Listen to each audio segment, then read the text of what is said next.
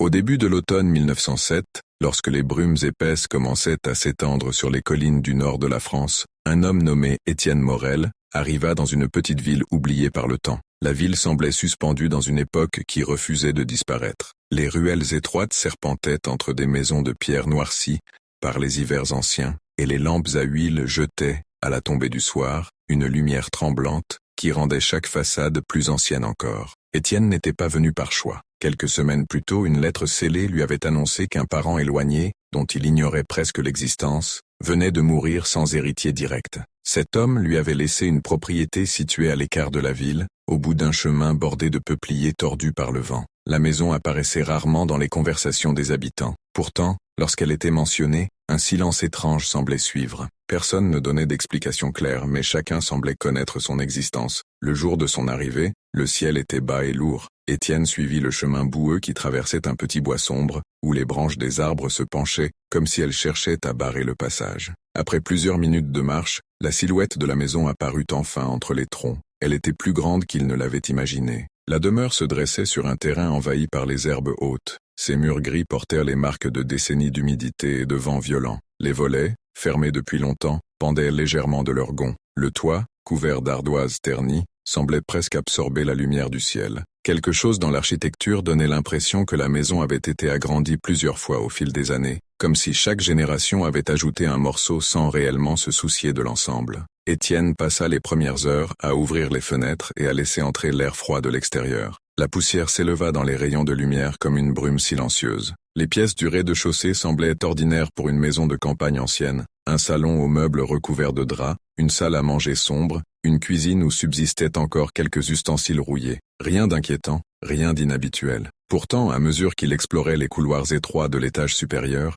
un sentiment discret commença à s'installer. La maison paraissait plus grande à l'intérieur que ce qu'il avait observé de l'extérieur. Les couloirs semblaient se prolonger d'une manière difficile à expliquer, et certaines distances ne correspondaient pas à ce que l'on pouvait attendre de la structure du bâtiment. Intrigué, Étienne trouva dans un vieux secrétaire du salon un rouleau de papier jauni. Il s'agissait des plans originaux de la maison, soigneusement dessinés à l'encre sur un parchemin épais. Pendant un long moment, il compara les pièces qu'il venait de parcourir avec les dessins. Tout semblait correspondre. Le salon, la cuisine, les escaliers, les chambres. Mais au bout d'un moment, son regard s'arrêta sur un détail troublant. Selon le plan, le mur du fond du couloir de l'étage devait donner directement sur l'extérieur de la maison. Pourtant, dans la réalité, ce mur semblait plus épais que les autres, comme s'il cachait quelque chose. Cette nuit-là, alors que le vent faisait craquer les poutres anciennes et que la maison semblait respirer lentement dans l'obscurité, une pensée persistante refusa de quitter l'esprit d'Étienne. Une pièce pouvait exister derrière ce mur, une pièce qui n'apparaissait sur aucun plan. Et si la maison possédait un endroit que personne n'avait jamais voulu montrer,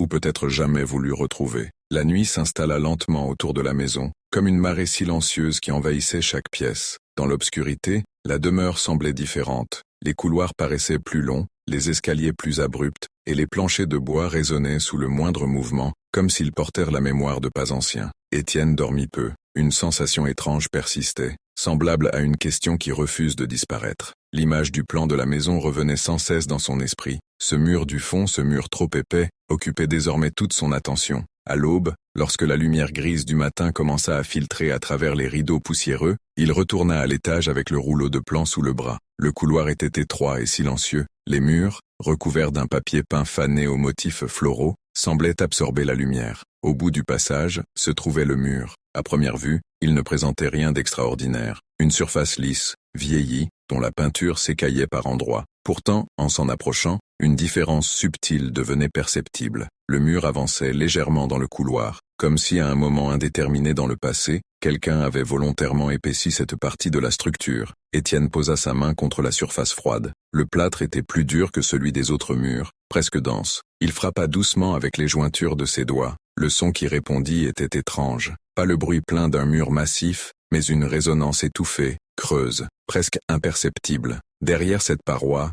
il semblait y avoir du vide. Il parcourut alors le reste de l'étage avec une attention nouvelle. Chaque chambre, chaque recoin, chaque placard fut examiné. Les distances ne correspondaient pas parfaitement. Une portion de l'espace semblait disparaître quelque part entre les murs. La maison contenait un volume invisible, un espace enfermé dans son propre silence. En descendant au rez-de-chaussée, Étienne observa la façade extérieure depuis le jardin envahi d'herbe. Il leva les yeux vers les fenêtres de l'étage. Leur disposition paraissait normale, mais quelque chose manquait. L'une des fenêtres attendues selon la logique du plan n'existait pas. Le mur extérieur formait une surface continue, sans ouverture. La conclusion s'imposait lentement, avec une froideur méthodique. Un espace avait été enfermé dans la maison, et cet espace ne communiquait plus avec le reste du bâtiment. L'après-midi s'étira dans un silence lourd. Étienne chercha dans les armoires, les tiroirs oubliés, les coffres poussiéreux qui dormaient dans le grenier. Peut-être qu'un ancien document, une note ou un plan modifié expliquerait l'existence de cette anomalie, mais rien n'apparaissait.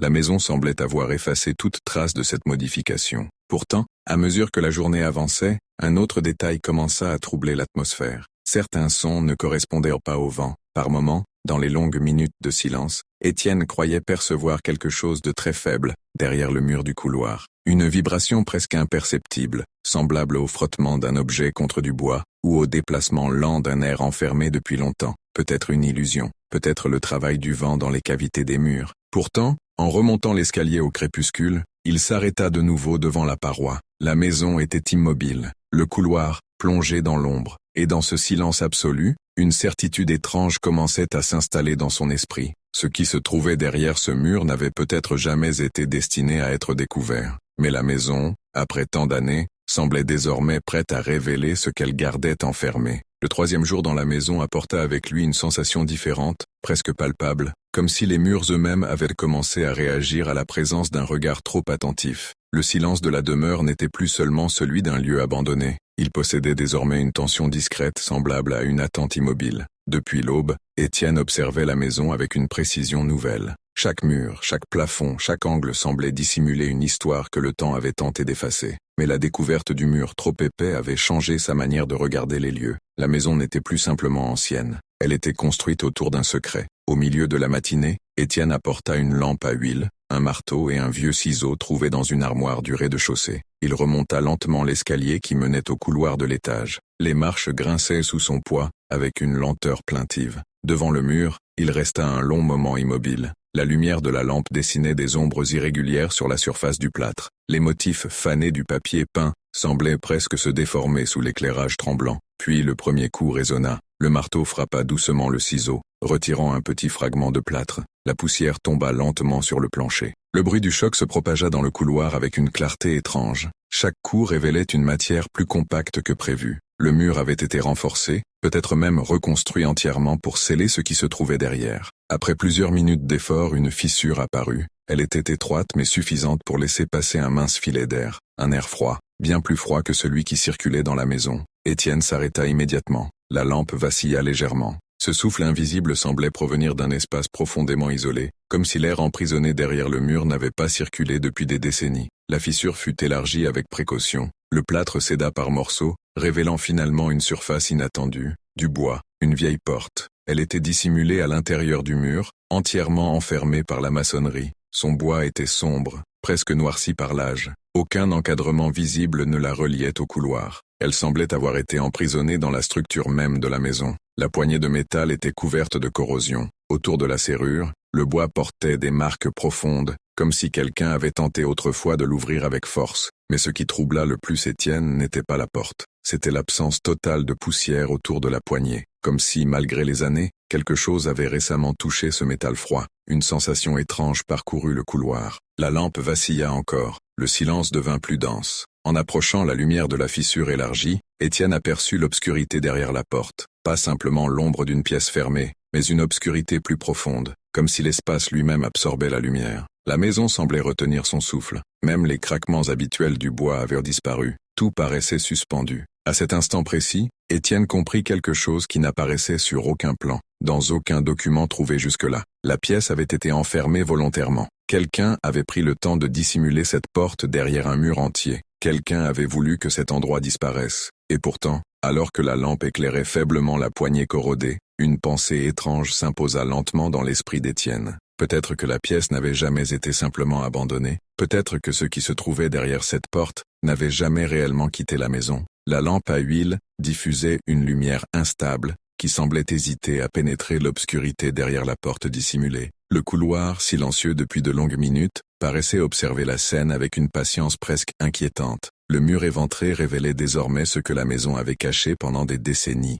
La porte demeurait immobile. Son bois sombre absorbait la lumière comme une surface ancienne ayant traversé trop d'années dans l'ombre. La poignée de métal, froide et ternie, portait les marques du temps, mais aussi celles d'un passé agité. Les entailles autour de la serrure racontaient l'histoire d'une tentative oubliée, peut-être désespérée. Étienne resta un moment sans bouger, la lampe levée devant lui. L'air qui passait par l'ouverture dans le mur possédait une odeur particulière, une odeur sèche, enfermée, presque minérale, comme celle d'un lieu qui n'avait jamais connu la lumière depuis très longtemps. Pourtant, cette odeur portait aussi une nuance différente, difficile à définir, une trace subtile qui n'appartenait pas simplement à l'abandon. Elle évoquait une présence ancienne. Avec une lenteur prudente, Étienne posa sa main sur la poignée. Le métal était glacé. Il essaya de la tourner. La poignée résista d'abord, bloquée par la rouille accumulée pendant des années. Une pression plus ferme finit par provoquer un léger mouvement. Un bruit sourd se produisit dans la serrure, comme si les mécanismes internes hésitaient à fonctionner de nouveau. Mais la porte ne s'ouvrit pas. Quelque chose la retenait de l'autre côté. Étienne retira la main. Pendant un instant, la maison sembla reprendre vie autour de lui. Un craquement lointain parcourut les poutres du plafond. Le vent glissa contre les volets du rez-de-chaussée. Le bâtiment tout entier respirait avec lenteur, comme un organisme ancien réveillé par une action imprévue. En examinant la porte de plus près, il remarqua un détail qui lui avait échappé jusque-là. Plusieurs planches avaient été clouées sur la face intérieure. Les pointes des clous apparaissaient à travers le bois, légèrement tordues par la pression. Elles indiquaient que la porte avait été barricadée depuis l'intérieur de la pièce. Ce constat produisit une sensation étrange. Si la porte avait été verrouillée depuis l'intérieur, cela signifiait que quelqu'un se trouvait dans la pièce lorsque le mur avait été construit, ou bien que quelqu'un avait voulu empêcher ce qui s'y trouvait de sortir. La lampe vacilla de nouveau. L'air froid continua de s'échapper de l'ouverture, plus perceptible maintenant que le mur avait été entamé. Cette circulation lente produisait parfois un léger sifflement presque imperceptible. En tendant l'oreille, Étienne crut percevoir autre chose. Pas un son clair, plutôt une irrégularité dans le silence. Comme si l'espace derrière la porte possédait une profondeur inhabituelle, une cavité plus vaste que ce que l'extérieur de la maison pouvait laisser imaginer. L'après-midi s'écoula dans une concentration silencieuse. Étienne élargit l'ouverture dans le mur pour dégager complètement la porte. Le travail révéla progressivement tout le contour du cadre ancien. La structure entière avait été enfermée dans la maçonnerie. On n'avait pas seulement caché la pièce, on avait effacé son existence. Lorsque la nuit revint, la maison plongea dans une obscurité plus dense encore que les nuits précédentes. Étienne resta longtemps devant la porte désormais entièrement visible, la lampe posée au sol, la poignée immobile, le bois noirci, les clous tordus. Tout semblait attendre un moment précis, et dans cette attente silencieuse, une pensée nouvelle commença à prendre forme. Peut-être que la porte n'avait jamais été conçue pour être ouverte à nouveau. Peut-être que le mur n'avait pas été construit pour cacher la pièce. Peut-être qu'il avait été construit pour protéger le reste de la maison de ce qui se trouvait derrière. La nuit qui suivit fut plus lourde que toutes les autres. La maison semblait plongée dans une attente profonde, comme si chaque mur, chaque poutre ancienne participait à un silence chargé d'années. La lampe à huile projetait une lueur faible dans le couloir éventré, révélant la porte enfin libérée de son mur de plâtre. Depuis plusieurs heures, Étienne observait la surface sombre du bois. Le temps paraissait s'étirer autour de lui. La maison, autrefois immobile, semblait maintenant parcourue par de légères vibrations. Rien de clairement audible, mais une impression persistante que quelque chose se déplaçait très lentement dans les profondeurs de la structure. La poignée métallique fut saisie une nouvelle fois. Cette fois, la pression fut plus ferme. Le mécanisme de la serrure céda avec un craquement sec qui résonna dans le couloir comme un bruit trop longtemps retenu. La porte resta d'abord immobile, bloquée par les planches clouées de l'intérieur. Étienne exerça une poussée lente. Le bois résista quelques secondes, puis l'une des planches céda brusquement avec un bruit sourd. Une autre se fendit presque aussitôt. La pression continua jusqu'à ce que l'ensemble des planches se brise dans un craquement étouffé. La porte s'entr'ouvrit. L'obscurité derrière elle n'était pas celle d'une simple pièce fermée. Elle possédait une profondeur étrange,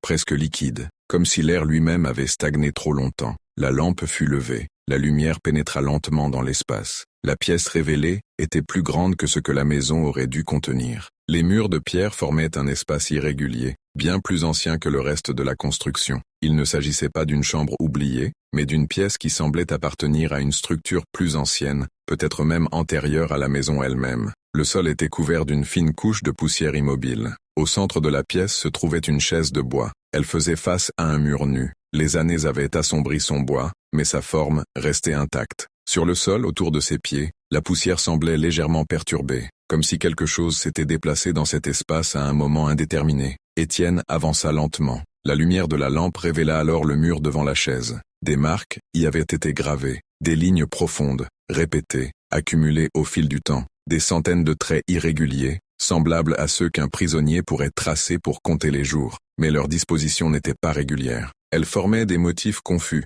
presque nerveux, comme si la personne qui les avait gravés avait progressivement perdu toute notion du temps. La lampe vacilla légèrement, et c'est alors qu'un détail apparut. Sur le sol, à quelques pas de la chaise, la poussière portait une trace nette, une empreinte, pas ancienne, pas figée, une empreinte récente. Elle avançait lentement vers la porte, comme si quelque chose avait quitté la pièce peu de temps auparavant. Étienne tourna lentement la lampe vers l'entrée. Le couloir derrière lui était vide, silencieux, mais la poussière du plancher du couloir portait maintenant la continuité de cette même trace. Une seule empreinte à la fois, espacée, irrégulière. Elle s'éloignait lentement dans l'obscurité de la maison, comme si quelque chose, après être resté enfermé pendant des décennies, avait finalement trouvé le chemin pour sortir.